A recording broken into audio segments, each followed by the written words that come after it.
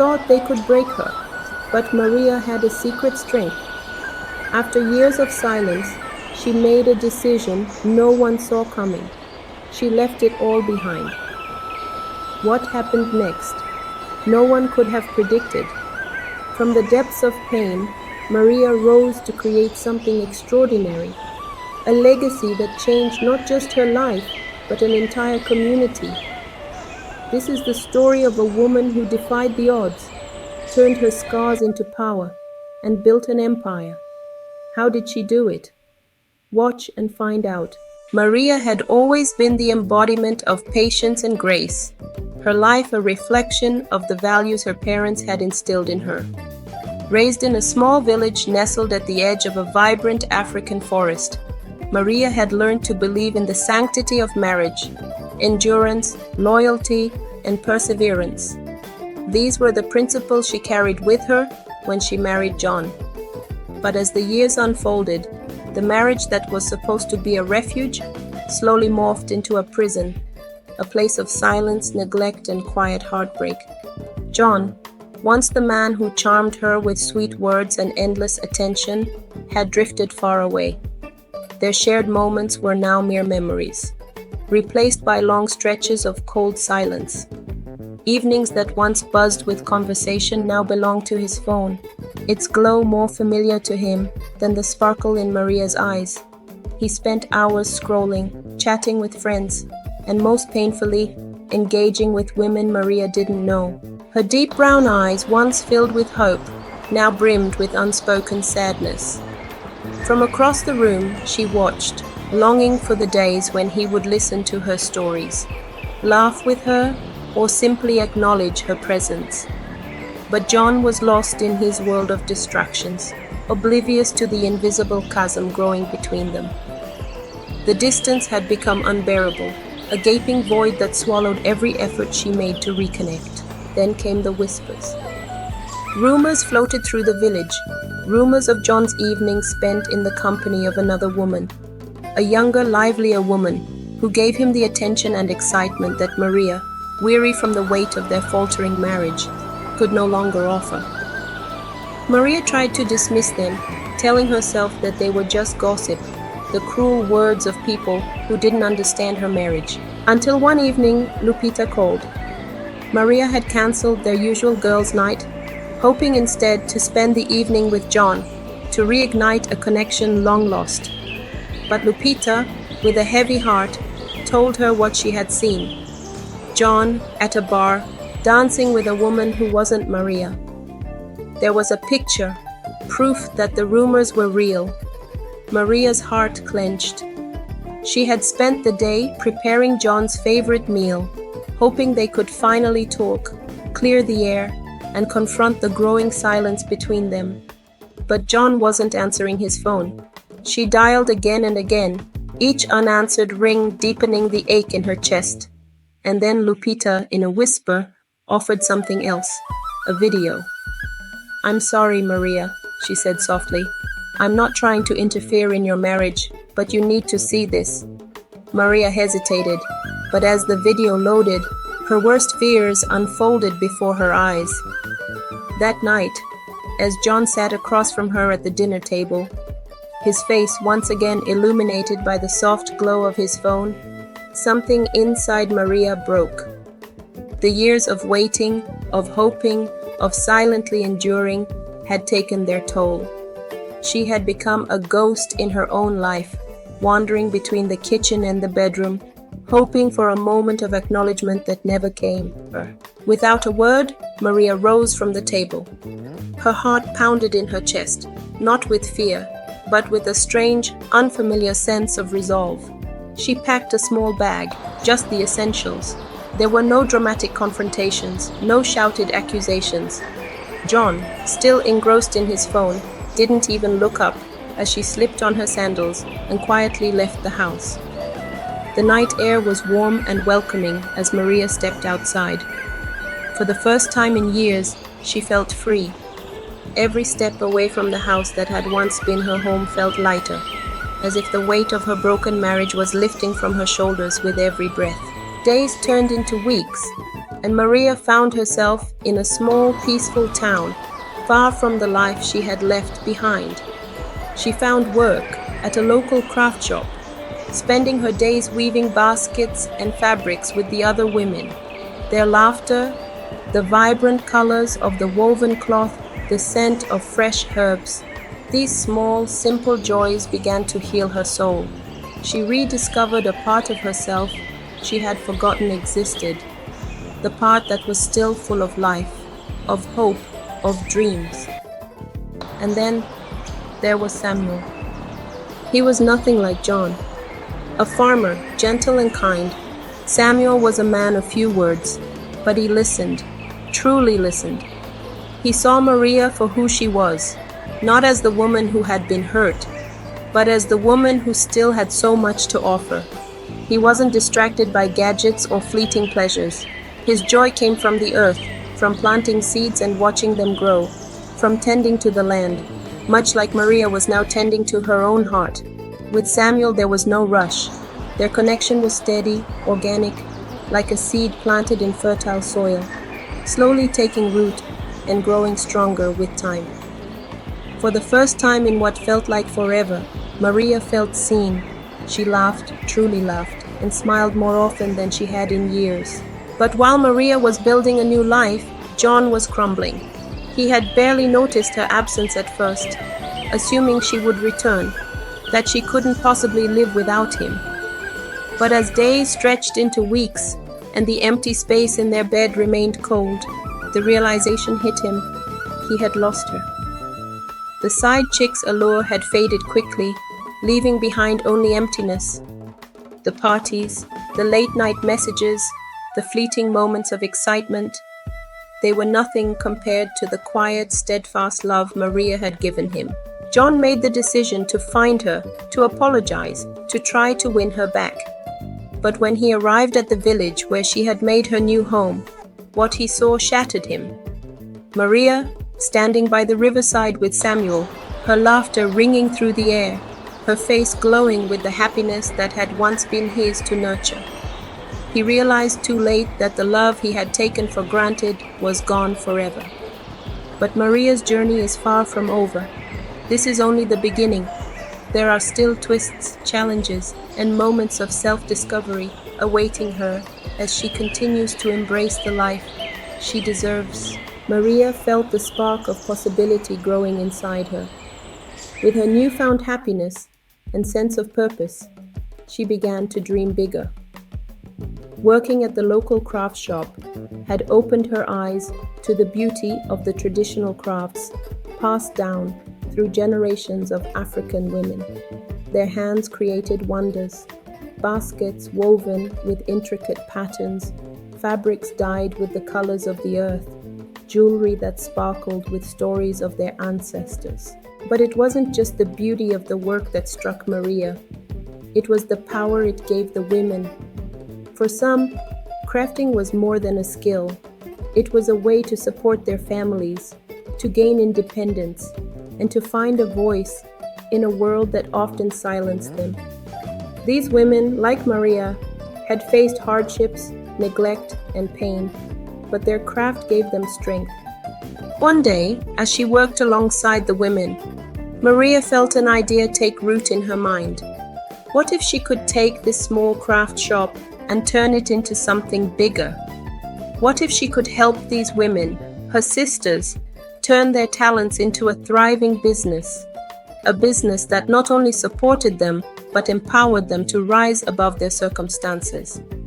Excited by the idea, Maria shared her vision with Samuel, who had become her confidant and closest friend. He listened attentively, his eyes filled with pride for the woman she had become. "I think it's a wonderful idea," he said, his voice calm but full of belief. "You've always had the strength to create something beautiful from the broken pieces of your past. Now you can help others do the same." With Samuel's encouragement, Maria began working on her plan. She saved up her earnings, learned more about managing a business, and reached out to the other women in the village. Many of them were eager to join her, excited by the possibility of earning more and gaining independence. Maria's shop, soon blossomed into something more than just a place to buy handmade crafts. It became a gathering space for women, a place where they could share their stories, support one another, and learn. Maria started offering workshops on weaving, dyeing, and beading. She taught the women how to sell their goods in larger markets, how to price their work fairly, and how to manage their finances. As word spread, more women from neighboring villages joined Maria's movement. The shop's success caught the attention of buyers from larger towns and cities, who began to order in bulk. What started as a small idea had now turned into a growing business, and Maria was at the helm of it all, leading with grace, kindness, and determination. But it wasn't just about the money. For Maria, it was about giving these women something more, a sense of purpose, a way to break free from the limitations that had been placed on them. Each day, she saw the women growing more confident, their laughter becoming louder, their spirits higher. And with each sale, Maria felt a deep sense of fulfillment that no amount of wealth could replace. Her shop became more than a place for crafts. It became a symbol of hope, a beacon of light for women who had once felt powerless. The village too transformed. The economy flourished, and the bonds between the women grew stronger. They weren't just working for themselves anymore.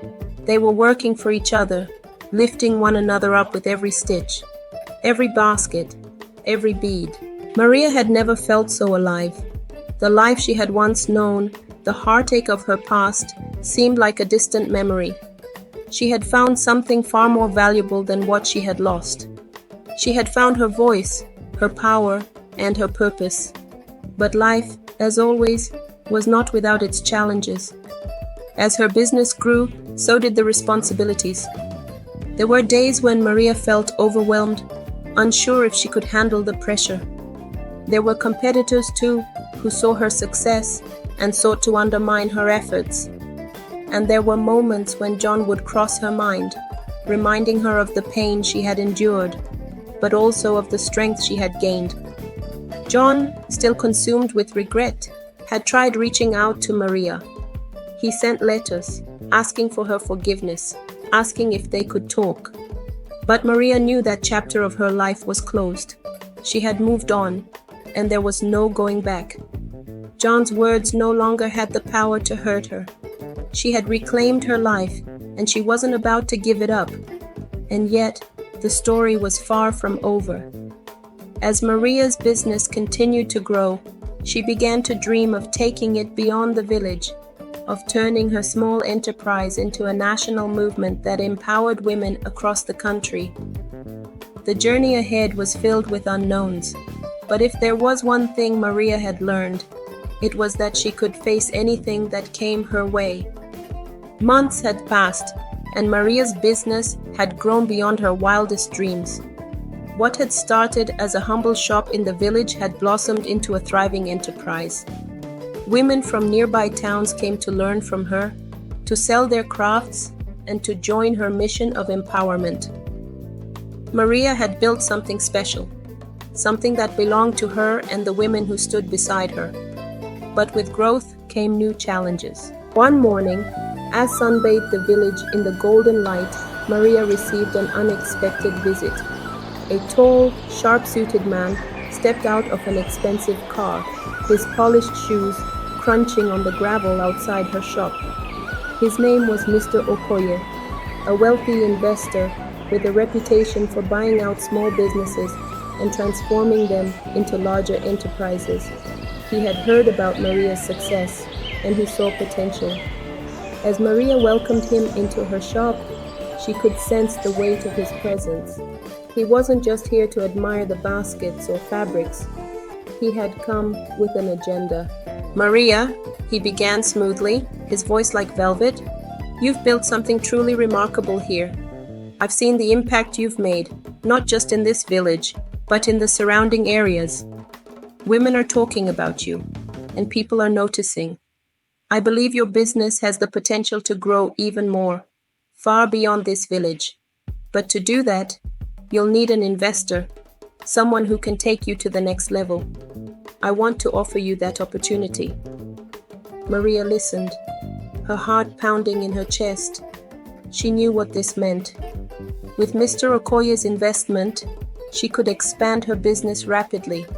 She could reach more women, grow faster, and take her crafts to larger cities. But there was a catch. Mr. Okoye continued, "Of course, with my investment comes certain adjustments.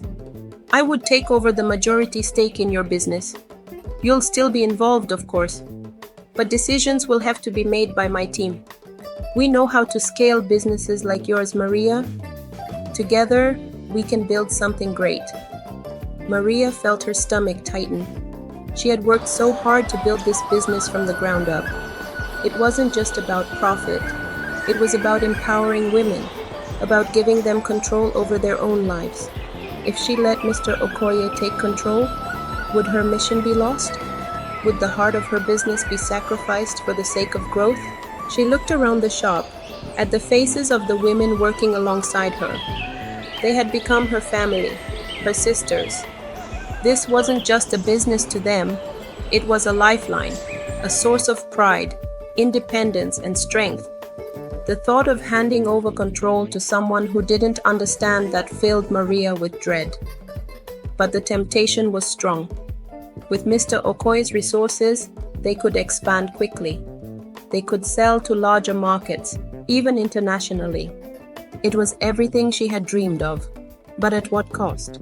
Maria took a deep breath and looked Mr. Okoye in the eye.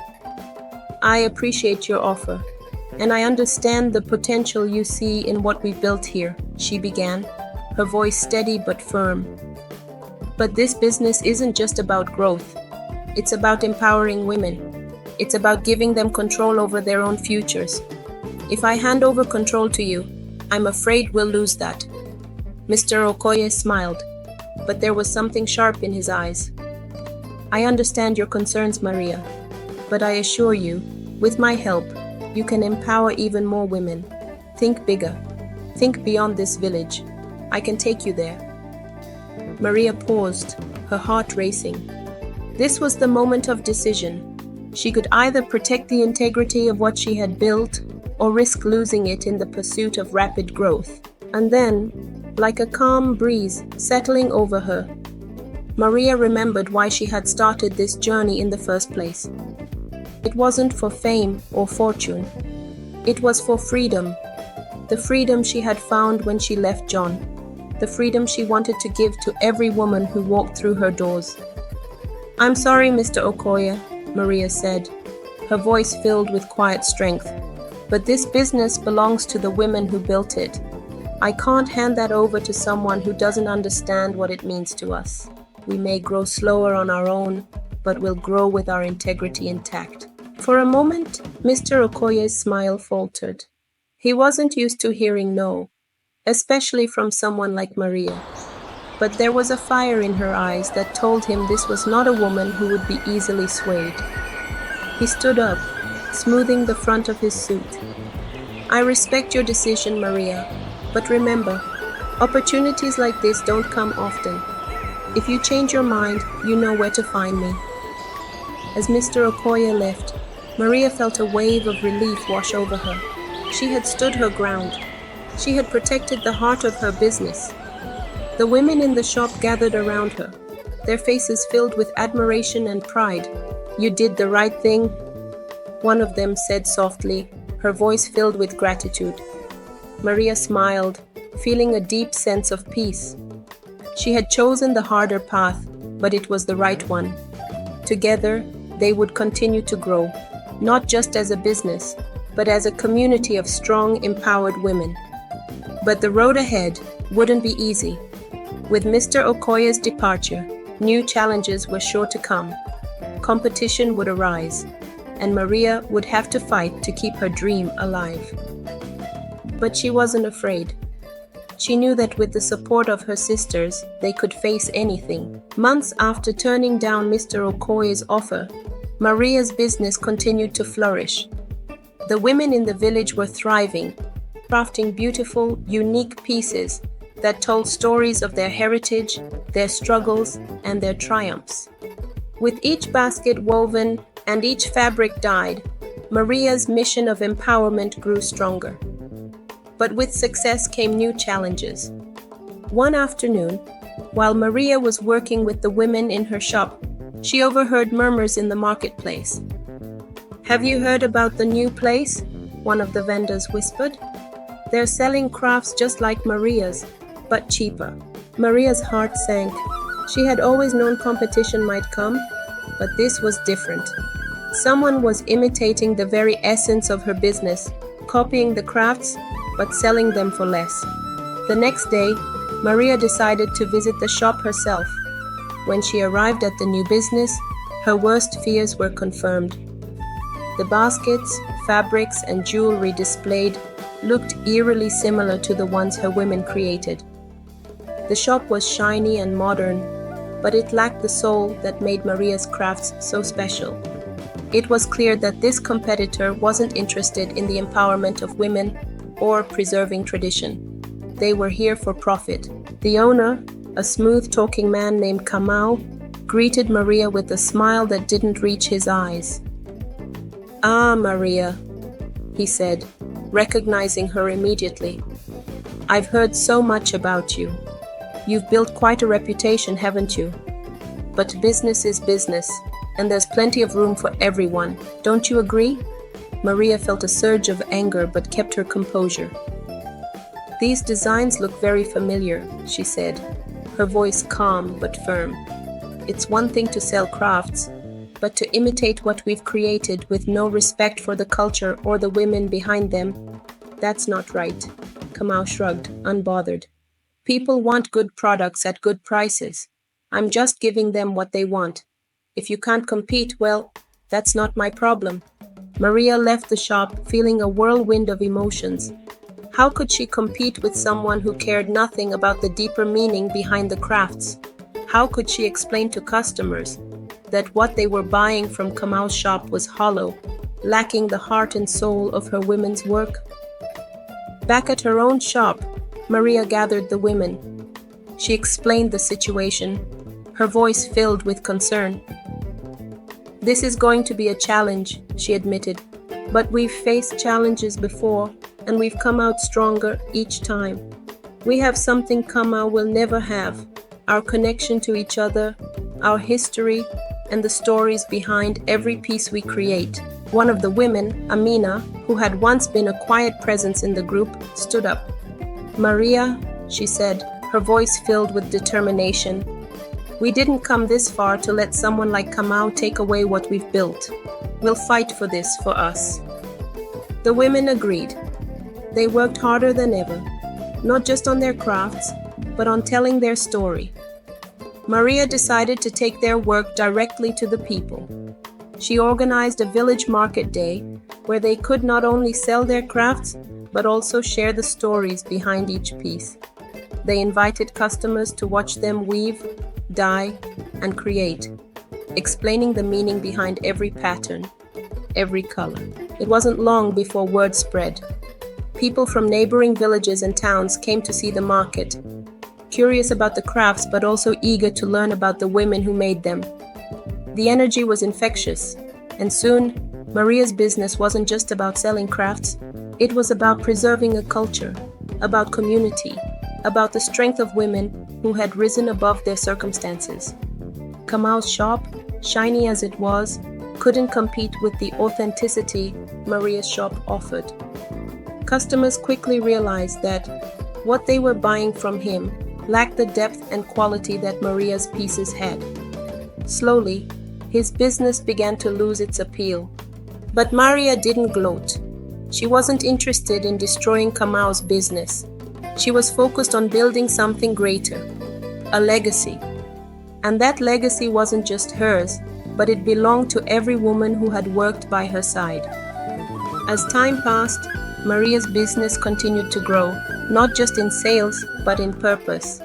She started holding workshops to teach young girls the art of crafting, ensuring that the traditions would live on in future generations. She invited local storytellers to weave tales into the marketplace, making it a place where culture was preserved and celebrated. One evening, as Maria sat outside her shop, watching the sunset paint the sky in shades of pink and orange, Samuel joined her. He sat down beside her, his presence quiet but comforting. "You've done something incredible here," he said softly. Maria smiled, her heart full. "I couldn't have done it without the women," she replied. "Or without you." Samuel turned to her, his eyes filled with warmth. "There's something I've been meaning to ask you," he said, taking her hand. "We've built a life together, piece by piece, just like these crafts. Will you marry me?" Maria felt her breath catch. After everything she had been through, the heartache with John, the struggles of building her business, here was a man who had supported her, believed in her, and stood by her side every step of the way. And now he was offering her something more, a future filled with love, respect, and partnership. She smiled, tears filling her eyes. "Yes," she whispered. "Yes, I will." The women cheered when they heard the news, and soon the entire village was celebrating. Maria's journey, which had once been filled with pain and doubt, had blossomed into something beautiful. She had built a life of purpose, surrounded by love and community, and now she was ready to take the next step. But Maria knew this wasn't the end of her story. There would be more challenges, more adventures, and more moments of growth, and she was ready for all of it, because she had learned that no matter what came her way, she had the strength to rise. Thanks for watching. If you love this story, don't forget to like, comment, and subscribe for more tales that inspire and empower. Thank you and stay blessed.